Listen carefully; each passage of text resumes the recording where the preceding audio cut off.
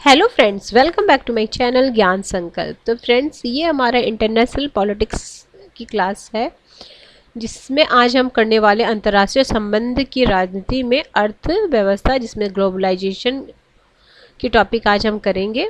चलिए स्टार्ट करते हैं। अगर चैनल पे आप पहली बार आए तो प्लीज़ चैनल को सब्सक्राइब कर लीजिएगा और वीडियो को लाइक कर दीजिएगा, और जब सब्सक्राइब कीजिएगा तो बेल आइकन को प्रेस कीजिएगा ताकि जब भी मैं आगे वीडियो डालूंगी तो आपको नोटिफिकेशन मिल जाएगा। आपको मेरे चैनल पे पॉलिटिकल साइंस और हिस्ट्री की क्लासेस मिलेगी। काफ़ी सारे कंटेंट चैनल पे हैं, आप एक बार प्लेलिस्ट को जरूर चेक कीजिएगा। काफ़ी सारे प्रैक्टिस सेशन, यूजीसी नेट के प्रीवियस ईयर के, यूपी टीजीटी पीजीटी के प्रीवियस ईयर के क्वेश्चन मिल जाएंगे आपको, और political theory, international politics, public administration की क्लासेस भी चैनल पे है। चलिए स्टार्ट करते हैं आज का क्लास। देखिए, वस्तु सेवा वित्त के मुक्त प्रभाव, और ये मैं आपको राजेश मिश्रा की बुक से करा रही हूँ। तो क्या है, वस्तु सेवा वित्त के मुक्त प्रभाव की प्रक्रिया वैश्वीकरण या भूमंडलीकरण है। तो भूमंडलीकरण क्या है? वस्तु सेवा तथा वित्त के मुक्त प्रभाव की प्रक्रिया को भूमंडलीकरण कहते हैं। वैश्वीकरण एक प्रक्रिया है, जबकि वैश्वीकृत विश्व, ग्लोबलाइज्ड वर्ल्ड लक्ष्य है जिसे पाया जाना है। वैश्वीकरण मूलतः एक आर्थिक संकल्पना है, परंतु इसके सामाजिक, सांस्कृतिक एवं राजनीतिक आयाम भी है। ओहमे के अनुसार भूमंडलीकरण एक सीमा विहीन विश्व की कल्पना करता है, ठीक है, जिसमें भौगोलिक बाधाएं अप्रासंगिक हो जाती है तथा लोगों के मध्य देश काल की भिन्नता समाप्त हो जाती है। इसी प्रकार का मत एंथनी गिडिंस और हार्वे की भी है। बारबारा वॉल्ट ने भूमंडलीकरण को एक विश्व के रूप में परिभाषित किया, और ये कई PYQ है आपका यूजीसी नेट का, कि ग्लोबल विलेज की संज्ञा किसने दी है? तो ये मैकलुहान ने दी है, ग्लोबल विलेज की संज्ञा। और भूमंडलीकरण को एक विश्व के रूप में किसने परिभाषित किया है? तो बारबारा वॉल्ट ने किया है। अब इसकी विशेषता के बारे में, तो इसकी विशेषता के बारे में डेविड हेल के अनुसार भूमंडलीकरण की क्या क्या विशेषता है देख लेते हैं। तो विश्व के एक स्थान या भाग में लिया गया निर्णय समूचे विश्व को प्रभावित करता है तथा राष्ट्र राज्यों से परे सामाजिक संबंधों का निर्माण करता है। दूसरा है, संचार साधनों के प्रभाव के कारण भौतिक दूरी अप्रासंगिक हो गई है तथा सामाजिक अंतःक्रिया के मध्य बाधाएं भी समाप्त हो गई हैं। तीसरा है, सांस्कृतिक के मध्य आदान प्रदान हो रहा है। राष्ट्र राज्य की नीतियों का निर्णय और निर्धारण वैश्विक संस्थाओं के द्वारा किया जा रहा है। आगे है आपका इसका विकास। तो इसका विकास किस तरीके से हुआ ये भी हम जान लेते हैं। इसके विकास को विचारकों ने अलग अलग रूपों में चित्रित किया है। अब एंथनी गिडिंस के अनुसार भूमंडलीकरण आधुनिकीकरण का परिणाम है। रोजनाव के अनुसार भूमंडलीकरण तकनीकी विकास का परिणाम है। वर्तमान कंप्यूटर क्रांति का, सूचना की क्रांति के युग में संचार साधनों का तीव्र विकास हुआ है तथा परिवहन की लागत निरंतर कम हो रही है। गिल्पिन के अनुसार भूमंडलीकरण के लिए राजनीतिक कारक उत्तरदायी है। भूमंडलीकरण का एक अधिपत्यवादी शक्तिशाली राष्ट्र के द्वारा निर्माण किया गया। इसी अधिपत्यवादी नीतियों के कारण राज्यों ने आर्थिक उदारीकरण की नीतियां अपनाई है। वॉलस्टीन के अनुसार भूमंडलीकरण पूंजीवाद की देन है, ठीक है। भूमंडलीकरण है किसकी देन है? तो ये पूंजीवाद की देन है। आगे है अति वैश्वीकरण दृष्टिकोण। तो इसमें अति वैश्वीकरण दृष्टिकोण के अनुसार भूमंडलीकरण पूरे विश्व की संप्रभुता का महत्वपूर्ण साधन है। इसके परिणाम स्वरूप पूरे विश्व में अवसरों में वृद्धि हुई है तथा सस्ती तथा गुणवत्तापूर्ण वस्तुएं पूरी दुनिया में उपलब्ध है। वैश्वीकरण के परिणाम स्वरूप राष्ट्र राज्यों की केंद्रीय स्थिति की बजाय अन्य संगठनों के महत्व में वृद्धि हो रही है। पूरे विश्व में वस्तु, वित्त एवं सेवाओं का मुक्त आदान प्रदान हो रहा है। नव उदारवादियों ने भूमंडलीकरण का समर्थन करते हुए कहा है कि इससे विश्व में जटिल अंतर्निर्भरता का विकास हुआ है, इसलिए भूमंडलीकरण सभी के लिए लाभदायक है। नव उदारवादियों के तर्क शास्त्रीय उदारवाद के समान है। उन्होंने तुलनात्मक लाभ का सिद्धांत प्रस्तुत करते हुए कहा है कि प्रत्येक राज्य उत्पादन और निर्यात में कुछ विशेष वस्तुओं के उत्पादन और निर्यात में विशेषज्ञता प्राप्त कर लेता है। रिकार्डो के अनुसार मुक्त व्यापार के लिए निम्न शर्तें आवश्यक है। रिकार्डो ने क्या बोला है? मुक्त व्यापार के लिए क्या क्या शर्तें हैं? विश्व में वस्तुओं के आदान प्रदान, राज्य के मध्य उचित प्रतिस्पर्धा, एकाधिकारी प्रवृत्तियों का अभाव। विश्व व्यापार संगठन के निर्माण के पश्चात उपरोक्त शर्तों को पूर्ण करने का प्रयास किया गया। 1980 के दशक में से अमेरिका तथा यूरोप में नव उदारवादी नीतियों का प्रभावी प्रयोग किया गया। मुक्त व्यापार पर बल प्रदान किया गया। 1985 से सोवियत संघ ने भी आर्थिक उदारीकरण की नीति को स्वीकार कर लिया। दक्षिण पूर्वी एशिया देशों ने आर्थिक उदारीकरण द्वारा तीव्र आर्थिक विकास किया। सोवियत संघ के विघटन के पश्चात पूरे विश्व में मुक्त व्यापार एवं भूमंडलीकरण को बढ़ावा दिया गया। संदेहवादी दृष्टिकोण, तो संदेहवादी दृष्टिकोण के अनुसार भूमंडलीकरण के नाम पर पूंजीवाद को नई वैधता प्रदान की जा रही है। इसके अनुसार यह पूंजीवादी विकसित राष्ट्र राज्यों की सीमाओं में भी संचालित हो रहा है। भूमंडलीकरण एक क्रांतिकारी आर्थिक तथा तकनीकी शक्ति नहीं बल्कि यह एक वैचारिक शक्ति है। नव उदारवादी भूमंडलीकरण की नीति बहुराष्ट्रीय कंपनियों के हितों के लिए संचालित है। राज्य के कल्याणकारी कार्य समाप्त हो रहे हैं तथा पूरे विश्व में सामाजिक एवं आर्थिक विषमता में वृद्धि हो रही है एवं विकासशील देश पराजित हो रहा है। भूमंडलीकरण के युग में विरोधाभासी प्रवृत्ति विद्यमान है, जिसमें उत्पादन स्थानीय आवश्यकताओं के लिए न होकर विश्व बाजार हो रहा है। ठीक है। 1980-90 के दशक में भूमंडलीकरण की नीतियों के परिणाम स्वरूप यूरो अफ्रीकी महाद्वीप में जीवन स्तर में गिरावट आई है। यहाँ अभी भी 40% लोग गरीबी लाइन से नीचे हैं। अतः इसके अनुसार भूमंडलीकरण पूंजीवाद आर्थिक प्रणाली का ही वैश्विक विस्तार है। वॉलस्टीन ने कहा है कि पूंजीवाद व्यवस्था में लाभ का स्थानांतरण अर्ध परिधीय और परिधि देशों से कोर देशों की ओर होता है। अगला है संदेहवादी दृष्टिकोण के अनुसार भूमंडलीकरण की विशेषता। तो नव मार्क्सवादी विचारक रॉबर्ट कॉकस ने भूमंडलीकरण को निम्न विशेषता बताई है। और देखिए ये भी याद रखिएगा, ये रॉबर्ट कॉकस कौन है? नव मार्क्सवादी विचारक है। तो इसमें भूमंडलीकरण की प्रकृति सोपानिक है। भूमंडलीकरण के द्वारा अंतर्निर्भरता के बजाय निर्भरता में वृद्धि हो रही है।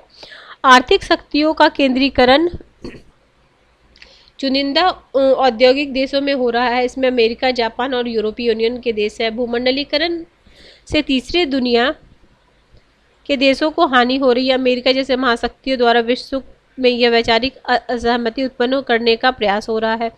भूमंडलीकरण सभी के लिए लाभप्रद है। भूमंडलीकरण के दौरान वे क्षेत्रीय संगठनों की संख्या में वृद्धि हो रही है और इन्हीं क्षेत्रीय संगठनों में विश्व का अधिकांश व्यापार संपन्न हो रहा है। अतः विकासशील देश हानि की स्थिति में है। आगे है परिवर्तनीय दृष्टिकोण। इसमें जो मेन नाम है ना जो थिंकर का, वो बुक्स, इससे रिलेटेड बुक जो है वो आपको एक जगह लिख लेना है। तो देखिए, परिवर्तन दृष्टिकोण के अनुसार भूमंडलीकरण का मूल्यांकन संतुलित और सामंजस्य रूप में किया गया है। इसके अनुसार यह सत्य है कि भूमंडलीकरण के द्वारा विश्व में वस्तु, सेवा और वित्त के आदान प्रदान में निर्णायक वृद्धि हुई है, परंतु इसके साथ ही यह भी सत्य है कि भूमंडलीकरण का लाभ सभी राज्यों को समान रूप से प्राप्त नहीं होती। ऑब्वियसली भूमंडलीकरण के द्वारा व्यापार, आवागमन, संपन्नता में वृद्धि हुई है, परंतु पूंजीवाद राष्ट्रों का प्रभुत्व अभी भी कायम है। जगदीश नटवर लाल भागवती ने अपनी पुस्तक इन डिफेंस ऑफ ग्लोबलाइजेशन 2007 में कहा कि मुक्त व्यापार के द्वारा अर्थव्यवस्था का विकास होता है। भूमंडलीकरण के द्वारा लोगों के विकास का एक अवसर प्राप्त होता है। उन्होंने यह भी कहा है कि भूमंडलीकरण की प्रक्रिया से जिन लोगों को हानि पहुंची उनकी सहायता करना राज्य का दायित्व है। यदि राज्य ऐसे लोगों की सहायता करता है तो भूमंडलीकरण एक वरदान है। अमर्त्य सेन के अनुसार भूमंडलीकरण को पूर्णतः पाश्चात्य सभ्यता के रूप में चित्रित करना सत्य नहीं है। उनके अनुसार बाजार द्वारा प्रदान की गई अवसर में आर्थिक समृद्धि संपन्नता वृद्धि होती है, परंतु बाजार स्वयं कार्य नहीं करता बल्कि उसका कार्यकरण अनेक परिस्थितियों पर निर्भर करता है, जिसमें राजनीतिक, आर्थिक और सामाजिक कारक मुख्य है। ठीक है, तो हर के दृष्टिकोण में अलग अलग इसकी व्याख्या हुई है। आगे विकसित और विकासशील देशों का दृष्टिकोण। तो वॉल्ड एंड बेलो के अनुसार डी ग्लोबलाइजेशन 2005 में विश्व आर्थिक प्रणाली में विकेंद्रीकरण, विशिष्टता तथा स्थानीयता का समर्थन किया। इन्होंने कहा कि विश्व व्यापार संगठन जैसी संस्थाओं को नष्ट करने की आवश्यकता है। उनके अनुसार विश्व व्यापार संगठन एक ऐसी बहुपक्षीय शक्तिशाली संस्था हो गई है जिससे विकास, सामाजिक न्याय, समानता और पर्यावरण को भी खतरा है। विश्व व्यापार संगठन पर अमेरिका का पूर्णतः आधिपत्य है। अमेरिका के हितों के लिए यह संस्था संचालित है। इसके कहने का अभिप्राय यह नहीं है कि प्रत्येक राज्य विश्व अर्थव्यवस्था को स्वयं को पूर्णतः अलग कर ले, बल्कि उन्होंने स्थानीय बाजार के उत्पादन को बढ़ावा दिया। विदेशी वित्तीय संसाधन, विदेश प्रत्यक्ष निवेश पर निर्भर होने की बजाय राष्ट्र को विकास के लिए अपने संसाधनों पर निर्भर होना चाहिए। आगे विकासशील देश तथा भूमंडलीकरण। वाशिंगटन सम्मेलन में उदारीकरण को प्रभावी बनाने का प्रयत्न किया गया। इससे वाशिंगटन सहमति के नाम से जाना जाता है। विकासशील देशों के लिए भूमंडलीकरण से जुड़ना कठिन नहीं है, परंतु उस भूमंडलीकरण को स्वीकार करना कठिन है जिसे विकसित देश अपने हितों की पूर्ति के लिए विकासशील देशों पर थोपते हैं। अभी भी इससे मुक्ति आदान प्रदान निम्नलिखित अनेक प्रतिबंध आरोपित है। पहले क्या है, वस्तु और सेवाओं के आदान प्रदान में अभी भी अनेक प्रतिबंध आरोपित किए जाते हैं। विशेषकर विकासशील देशों को विकसित देशों में पहुंचने से प्रतिबंध करने का प्रयास किया जाता है। श्रम के मुक्त आदान प्रदान को भूमंडलीकरण की परिभाषा में शामिल नहीं किया गया है। वर्तमान समय में विकसित देश कठोर अप्रवासी नीतियों का निर्माण कर रहे हैं जिससे विकासशील देशों के नागरिकों को उनके देशों में पहुंचने में प्रतिबंधित किया जा रहा है। आगे विकसित देश तथा भूमंडलीकरण। विकसित देशों में श्रमिक संगठन भूमंडलीकरण का भारी विरोध किया क्योंकि इनके अनुसार मुक्त व्यापार से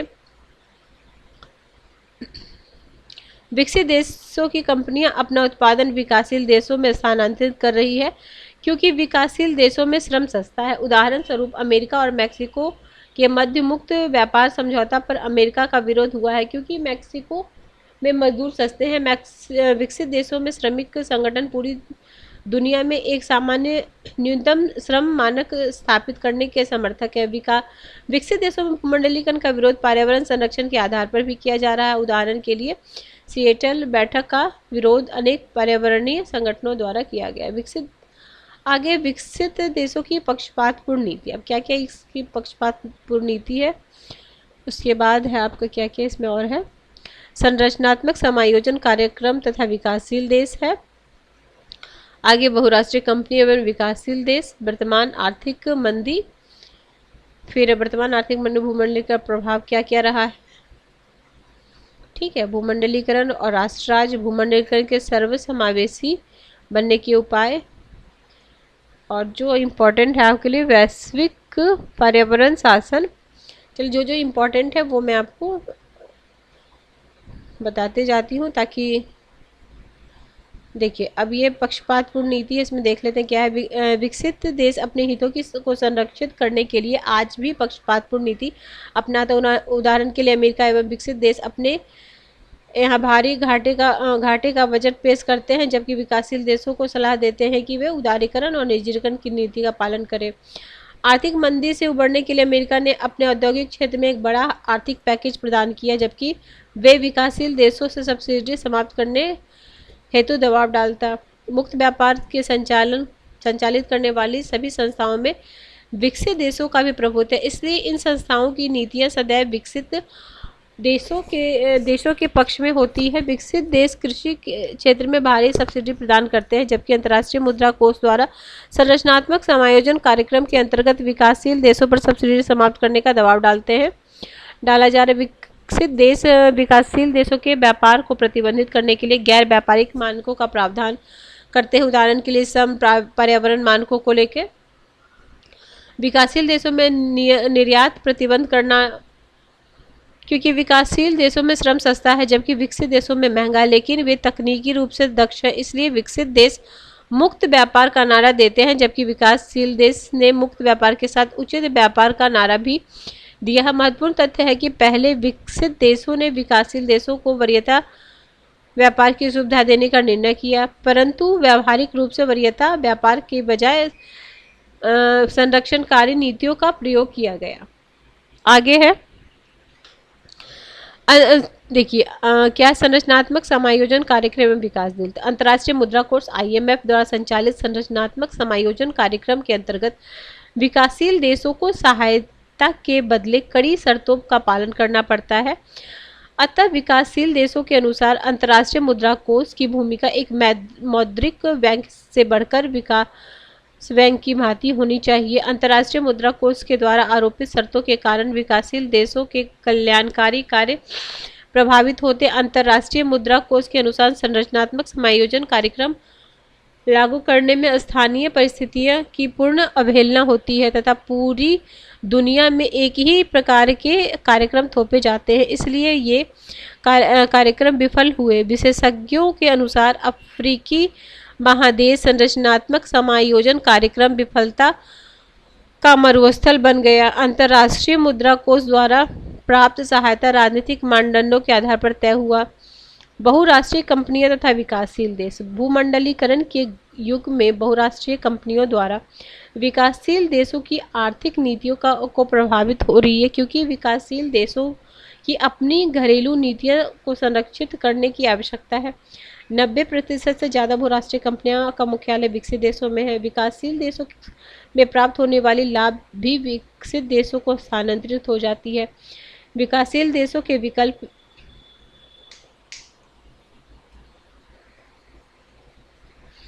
विश्व अर्थव्यवस्था एवं भूमंडलीकरण से पूर्णतः अलग अलग रहना व्यावहारिक विकल्प नहीं, बल्कि भूमंडलीकरण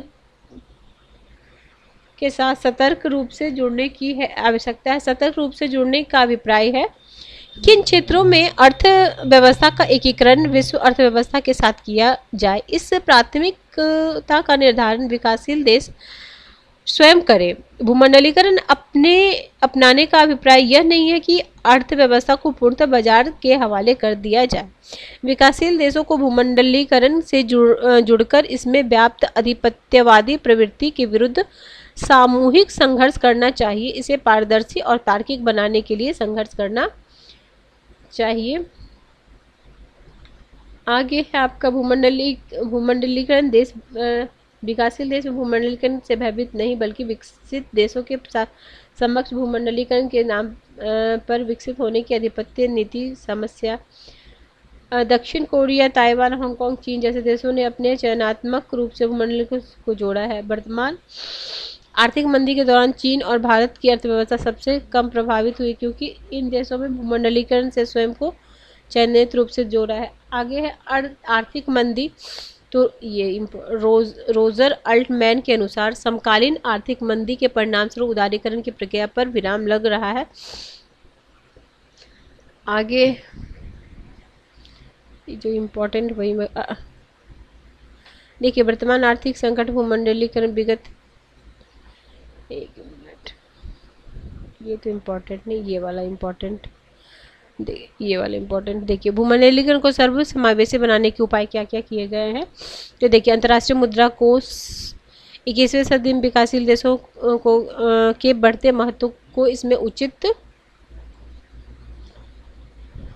स्थान प्राप्त हुए, बल्कि इसकी संरचना अभी भी वर्ष 1945 के समय की दुनिया की संकेतक है। इसमें अपेक्षित परिवर्तन और सुधार किया जाना चाहिए। दूसरा है अंतर्राष्ट्रीय मुद्रा कोष उन देशों का अर्थव्यवस्था पर कोई पूर्ण नियंत्रण नहीं होता जिन्होंने इसमें ऋण प्राप्त नहीं किया। वर्तमान युग में समूचे मुक्त व्यापार पर विकसित देशों का आधिपत्य एवं नियंत्रण, इसलिए चीन, भारत तेल उत्पादन देशों में अंतर्राष्ट्रीय मुद्रा कोष IMF में अधिक हिस्सेदारी प्रदान करने की आवश्यकता है। G8 वर्तमान परिप्रेक्ष्य में प्रासंगिक हो चुका है, अतः इसमें सुधार होना चाहिए। आगे है विश्व व्यापार संगठन का प्रयोग अभी भी विकसित देश अपने हितों की पूर्ति के लिए कर रहे हैं, इसलिए नीति निर्माण में विकासशील देशों को पर्याप्त महत्व दिया जाना चाहिए। भूमंडलीकरण और राष्ट्र-राज्य, तो सुजैन स्ट्रेट ने कहा है कि राज्य वैश्वीकरण की उच्च शक्ति के समक्ष पीछे हट रहा है। भूमंडलीकरण का मूल अभिप्राय राज्यों का विश्व में वस्तु, सेवा, वित्त का मुक्त आदान प्रदान है। वर्तमान भूमंडलीकरण विश्व में एक वैश्विक गांव का निर्माण हो रहा है। पार-राष्ट्रीय संबंधों का विकास हो रहा है, इसलिए राज्य की परंपरागत शक्ति या संप्रभुता में हास्य या क्षरण देखा जा सकता है, क्योंकि राज्य एक भौगोलिक संकल्पना है या भूभाग विशेष में सर्वोच्च संवैधानिक सत्ता का प्रयोग किया जाता है। डेविड हेल के अनुसार समकालीन भूमंडलीकरण के युग में राज्य के परंपरागत कार्यों में निम्नलिखित रूप में कमी देखी जा सकती है। पहला है, आर्थिक गतिविधियों पर राज्य का नियंत्रण कम हो रहा है। आगे है, सुरक्षा बनाए रखने के लिए भी अधिराष्ट्रीयकर्ताओं को सौंपा जा रहा है। जब राज्यों के लिए आर्थिक निर्णय क्षेत्रीय आर्थिक संगठनों द्वारा किया जा रहा है, अनेक वैश्विक और अंतर्राष्ट्रीय संस्थाओं द्वारा राज्य के लिए अनेक विधियों का निर्माण किया जा रहा है। ठीक है, आगे है आपका, तो इम्पोर्टेंट है इधर, ये इम्पोर्टेंट है, ये देख लेते हैं। वैश्विक पर्यावरण और शासन क्या है, तो ये संकल्पना आदिल नदा तैब द्वारा अपनी कृति ग्लोबल इन्वायरमेंट गवर्नेंस में किया गया था। विश्व पर्यावरणीय सरकार ऐसे संगठन, नीति तंत्र या वित्तीय संगठन एवं नियमों का योग है जिसमें जो पर्यावरणीय सुरक्षा के लिए कार्य करते हैं। यह अवधारणा 70 के दशक में देखने को मिला। 2008 में फ्रैंक वियरमैन और फिलिप पिट्सबर्ग ने भी इस अवधारणा पर अपने लेख global environmental governance taking stock moving forward में अपने विचार दिए, और ये अब ग्लोबलाइजेशन से रिलेटेड इम्पॉर्टेंट बुक है जो आपके लिए काफ़ी इम्पॉर्टेंट है। ये मैंने अपने शॉर्ट्स में भी डाल रखा, आप उसे देख लेना। ठीक है, इधर भी है, ये देखो, अमर सेन का डेवलपमेंट एज ए फेयरनेस, फिर है, ये काफ़ी इम्पॉर्टेंट है आपके लिए, ये आप देख लेना। नेक्स्ट क्लास में हम पढ़ेंगे नई विश्व व्यवस्था। ठीक है, नई विश्व व्यवस्था करेंगे नेक्स्ट क्लास में। उसके बाद करेंगे हम, हाँ, फिर ये देखेंगे गेट और WTO, ये भी इम्पोर्टेंट है। इसकी स्थापना कब हुआ था, इससे कौन कौन सा अलग हुआ, ये भी इम्पोर्टेंट है आपके लिए। चलिए ये देख लेंगे। फिर नई नव अंतर्राष्ट्रीय आर्थिक व्यवस्था NIEO, वो देखेंगे। ठीक है, चलिए वही और क्या है, फिर दोहा विकास वार्ता हो गई। ठीक है, इसमें भी है नैरोबी समझौता सम्मेलन, ठीक है, वाली पैकेज। हाँ, WTO को जितना भी मंत्रिमंडलीय बैठक हुई है वो भी ये देखेंगे, वो भी पूछा जाता है। ठीक है, फिर नेक्स्ट क्लास उससे आगे भारत में विश्व व्यापार संगठन WTO। ठीक है, चलिए ठीक है फ्रेंड्स, हम मिलेंगे नेक्स्ट क्लास में। तब तक अगर आपको किसी वजह से चैनल हेल्प करा प्रिपरेशन में, तो ज़रूर चैनल को सब्सक्राइब कर लीजिएगा, और जब सब्सक्राइब कीजिएगा तो बेल आइकन को प्रेस कीजिएगा, ताकि जब भी मैं आगे वीडियो डालूंगी तो आपको नोटिफिकेशन मिल जाएगा। चलिए, इसमें जो मोस्ट इम्पॉर्टेंट होगा वो मैं करा दूंगी, बाकी चीज़ों को क्योंकि थोड़ा। ठीक है, चलिए मिलते हैं नेक्स्ट वीडियो में। Till then bye bye, keep watching and keep sharing.